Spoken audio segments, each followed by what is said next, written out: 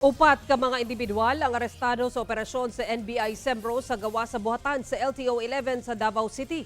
Ang madinakban gingong fixers ug contacts nila sa mga establishmento nga nagahanyag og serbisyo alang sa requirements sa LTO. Lakip sa ginasubay na karon ang mga posibleng koneksyon sa fixers nga mga empleyado sulod sa LTO 11. Nakaalerto si Argil Relator. Human ang masusing surveillance. Gikasa sa agents sa NBI Sembro ang entrapment operation. Ang target, mga giingong fixers sa gawas mismo sa buhatan sa LTO 11. Dungan nga nagpahigayon og operasyon ang NBI sa duha ka establishmento, usa ka driving academy ug usa ka medical laboratory.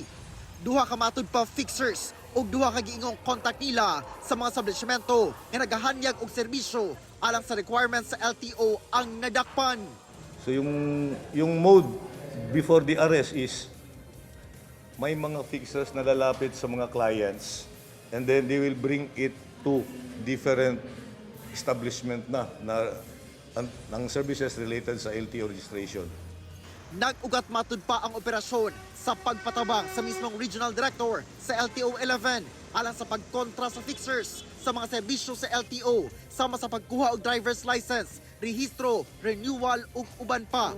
Ginalantaw nga duna sabdaw koneksyon sa sulod sa mismong LTO 11 ang maong giingong fixers. We're very quite sure meron.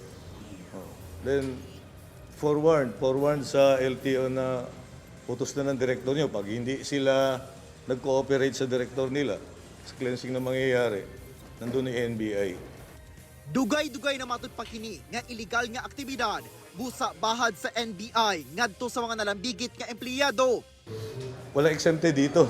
Kahit nga si direktor, sabi niya kung may kasalanan yung buong opisina ko, di trabahoin na ng NBI. Pwedeng natin sabihin na warning na rin sa loob ng LTO. Tinrabaho na kayo ng NBI sa labas. Huwag nyo na hintayin, papasok pa kami sa loob, magkahiyaan tayo. Kung meron man, no, paalala na lang to sa kanila. Huwag na nilang hintayin, madamay pa sila.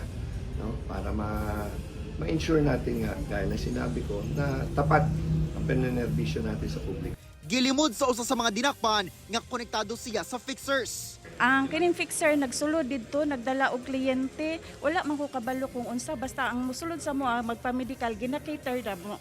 Tapos syempre, kuhaon ako ang bayad kay naman jud bayad ang sa medical. So mao na siya nakadawat ko kwarta kay pero ang akong gidawat na kwarta para lang gid bayad sa medical na 500 pesos. Kasong paglapas sa RA 11032 o Ease of Doing Business and Efficient Government Services Delivery Act of 2018 ang atubangon sa mga dinakpan. Kauban si Melchor Awing sa kamera. Ako si Argil Relator. 1 Mindanao.